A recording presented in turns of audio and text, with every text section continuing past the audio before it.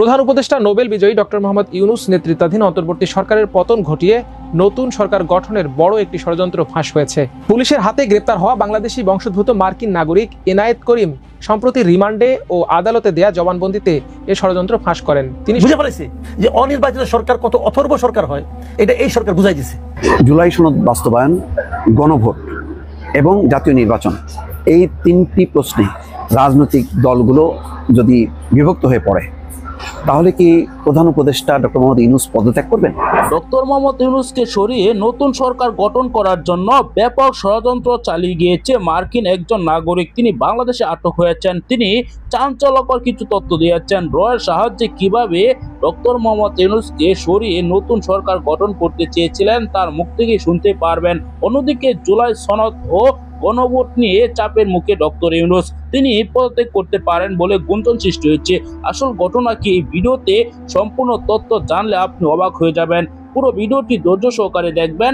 যদি চ্যানেলে নতুন হয়ে থাকেন চ্যানেলটিকে সাবস্ক্রাইব করতে বলবেন না। আসুন দেখে আসি সেই গুরুত্বপূর্ণ প্রতিবেদনটি। প্রধান উপদেষ্টা নোবেল বিজয়ী ডক্টর মোহাম্মদ ইউনূস নেতৃত্বাধীন অন্তর্বর্তী সরকারের পতন ঘটিয়ে নতুন সরকার গঠনের বড় একটি ষড়যন্ত্র ফাঁস হয়েছে।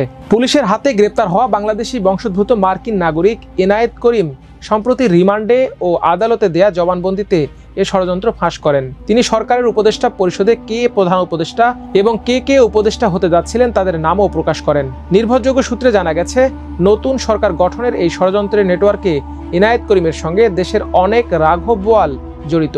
এই ষড়যন্ত্র বাস্তবায়নের জন্য দেশ বিদেশে এনায়েত করিম ও সংশ্লিষ্টদের উপস্থিতিতে বেশ কয়েকটি বৈঠক হয়। বৈঠকগুলোয় উপস্থিত ছিলেন রাজনৈতিক নেতৃবৃন্দ, সুশীল সমাজের প্রতিনিধি, প্রতিষ্ঠিত ব্যবসায়ী, সাবেক সেনা কর্মকর্তা এবং সাংবাদিক। ষড়যন্ত্রে সরকারের প্রধান উপদেষ্টা হিসেবে যার নাম ঠিক করা হয়েছিল তিনি একজন অর্থনীতিবিদ। সূত্র আরও জানায়, এনায়েত করিম জবানবন্দিতে তার সাম্প্রতিক বিভিন্ন গুরুত্বপূর্ণ বৈঠকের কথাও উল্লেখ করেছেন। তিনি বঙ্গভবনে রাষ্ট্রপতি শাহাবুদ্দিন চুপ্পুর সঙ্গে সাক্ষাৎ করেছিলেন বলেও জানা গেছে। এছাড়া অন্য একটি সূত্রে জানা গেছে, শেখ হাসিনার ঘনিষ্ঠ আওয়ামী একটি ব্যবসায়ী গ্রুপ ষড়যন্ত্র বাস্তবায়নে এনায়েত করিমকে ৬ কোটি টাকা দেয়। রিমান্ডে ও আদালতে দেয়া জবানবন্দিতে এনায়েত করিম নতুন সরকারের উপদেষ্টা পরিষদের যেসব সদস্যের নাম প্রকাশ করেন, ইতোমধ্যে তাদের বিদেশ যাত্রায় নিষেধাজ্ঞা জারি করা হয়েছে। সন্দেহ করা হচ্ছে, গত বৃহস্পতিবার সাবেক বিএনপি সরকারের প্রতিমন্ত্রী এহসানুল হক মিলনকে বিদেশ যাত্রায় অনুমতি না দেওয়ার পেছনে এর সংযোগ থাকতে পারে। মিলন গতকাল শুক্রবার সংবাদ সম্মেলন করে তাকে কেন বিদেশে যেতে দেয়া হয়নি সরকারের কাছে তার কারণ জানতে চান। এর আগে বৃহস্পতিবার এহসানুল হক মিলন অবশ্য গণমাধ্যমকে জানিয়েছিলেন তিনি পুরনো পাসপোর্ট নিয়ে গিয়েছিলেন, সেখানে মিলন নামটি লেখা ছিল না। তার এই ভুলের কারণে বিমানবন্দর থেকে তাকে ফেরত পাঠানো হয়েছে। এনায়েত করিমের জবানবন্দিতে উল্লেখিত ষড়যন্ত্রের কথা এমন এক সময় ফাঁস হয় যখন দেশে এক ধরনের অস্থিরতা চলছে। ঐকমত্য কমিশনের সুপারিশ বাস্তবায়ন নিয়ে সরকার ও রাজনৈতিক দলগুলোর মধ্যে বিরোধ লক্ষ্য করা যাচ্ছে। একে অপরকে আক্রমণ করে বক্তব্য দিচ্ছে। প্রধান উপদেষ্টা ডক্টর মোহাম্মদ ইউনূস আগামী জাতীয় সংসদ নির্বাচন বানচালের চেষ্টা হতে পারে আশঙ্কা ব্যক্ত করেছেন। তিনি নির্বাচন চ্যালেঞ্জিং হবে এবং হঠাৎ করে আক্রমণ চলে আসতে পারে বলেও আশঙ্কা প্রকাশ করেন। অর্থাৎ এনায়েত করিমের ঘটনার মতো নতুন করে আরও ষড়যন্ত্রের আশঙ্কা রয়েছে। গত 13 সেপ্টেম্বর রাজধানীর মিন্টো রোডের ডিবি অফিসের সামনে সন্দেহজনক ঘোরাঘুরির সময় পুলিশ এনায়েত করিমকে চ্যালেঞ্জ করলে তিনি নিজেকে যুক্তরাষ্ট্রের গোয়েন্দা সংস্থা সিআইএর এজেন্ট ও এশিয়া অঞ্চলের পরিচালক বলে দাবি করেন। পুলিশ তাকে ও পরে তার সহযোগী গোলাম মোস্তফাকে গ্রেপ্তার করে 54 ধারায় আদালতে পাঠিয়ে 7 দিনের রিমান্ড দেয়। রিমান্ডে পুলিশের জিজ্ঞাসাবাদে এনায়েত করিম স্বীকার করেন তার সিআইএর এজেন্ট ও এশিয়া অঞ্চলের পরিচালকের পরিচয় ভুয়া। জিজ্ঞাসাবাদে তিনি আরও জানিয়েছিলেন 2014 সালে বিএনপি ভাঙার অ্যাসাইনমেন্টেও তিনি জড়িত ছিলেন। ডিজিএফআই এর তৎকালীন কর্মকর্তা ও ভারতীয় গোয়েন্দা সংস্থার যোগ সাজশে তিনি এই কাজ করেন। তিনি আরও স্বীকার করেন, দেশে যখনই কোনো রাজনৈতিক অস্থিরতার অবস্থা সৃষ্টি হয় তখনই তিনি বাংলাদেশে আসেন এবং কিছু অর্থ বিনিয়োগ করে মোটা অঙ্কের টাকা হাতিয়ে নেন। এভাবে তিনি 2014, 2018 ও 2024 সালের নির্বাচনে বাংলাদেশে এসে তৎপরতা চালান এবং তৎকালীন ডিজিএফআই ও যৌথভাবে তাকে ভাড়াটে হিসেবে কাজে লাগায়।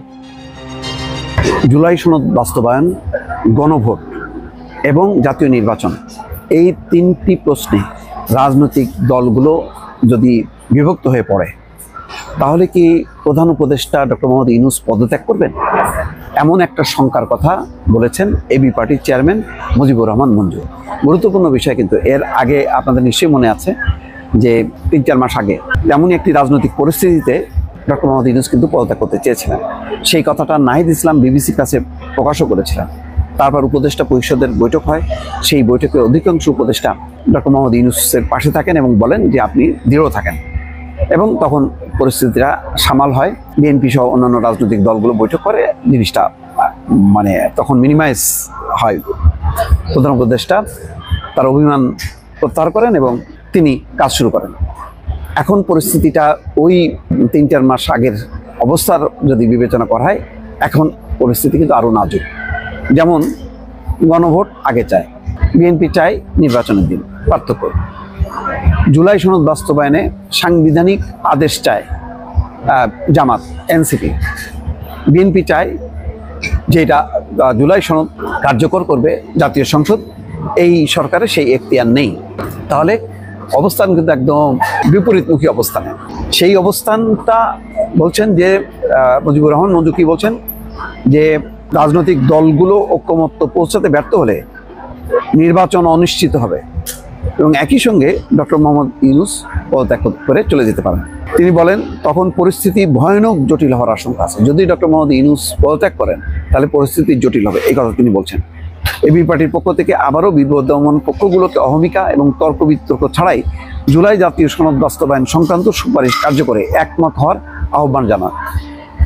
ডক্টর মোহাম্মদ ইউনূস কিন্তু বলেছিলেন যে এরপর জুলাই সনদ তো হলো, এটার বাস্তবায়ন এবং এর বাকি প্রক্রিয়াগুলোর ব্যাপারে তিনি কিন্তু রাজনৈতিক দলগুলোকে বলছিলেন যে এখন রাজনৈতিক দলগুলো আলোচনা করে সিদ্ধান্ত নিই, তার কোনো সমস্যা নেই।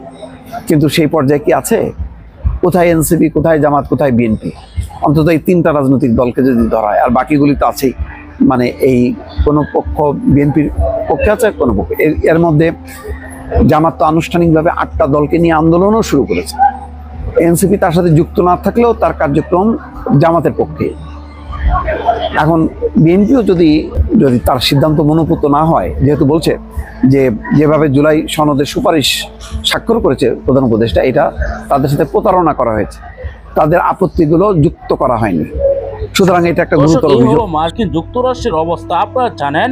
বাংলাদেশের শেখ হাসিনা পতনের জন্য কিন্তু যুক্তরাষ্ট্র দায়ী, এটি বারবার শেখ হাসিনা বলে আসছে। কিন্তু এখন দেখা যাচ্ছে যে ডক্টর মোহাম্মদ ইউনূসকেও সরাতে চায় তারা। দর্শক, ডক্টর মোহাম্মদ ইউনূসকে সরিয়ে নতুন সরকার গঠন করার জন্য মার্কিন যুক্তরাষ্ট্রের একজন বাসিন্দা তিনি বাংলাদেশে আটক হয়েছেন। তিনি এখানে এসেছিলেন শুধুমাত্র ডক্টর ইউনূসকে ক্ষমতাচ্যুত করার জন্য। এমনকি তিনি রয়ের সাহায্য নিয়েছেন। কয়েকজন রয়ের ইউনিট বাংলাদেশে এরকম ষড়যন্ত্র চালাচ্ছে বলে এবার খবর প্রকাশ হয়েছে। দর্শক, আপনারা জানেন নির্বাচনের আগে কিন্তু কঠিন সময় পার করছে বাংলাদেশের অন্তর্বর্তীকালীন সরকারকে চাপে রাখছে আওয়ামী লীগ। অন্যদিকে বিএনপি কিন্তু কঠিন চাপে রাখছে, কেননা বিএনপির বিপক্ষে কার্যকলাপ চালাচ্ছে অন্তর্বর্তীকালীন সরকার। শিক্ষার্থীদের কথা মেনে, এনসিপির কথা মেনে বিএনপির বিপক্ষে চলে গিয়েছে ডক্টর মোহাম্মদ ইউনূস। দর্শক, জুলাই সনদ ও গণভোট আগে হবে এরকম কথা তুলেছে এখন জামাত ইসলাম। দর্শক, এরই মধ্যে কিন্তু বিএনপি সরাসরি না বলে দিয়েছে যে জাতীয় নির্বাচন ও গণভোট একসাথে হবে, সেখানে অনেক হাজার হাজার কোটি টাকা বেঁচে যাবে।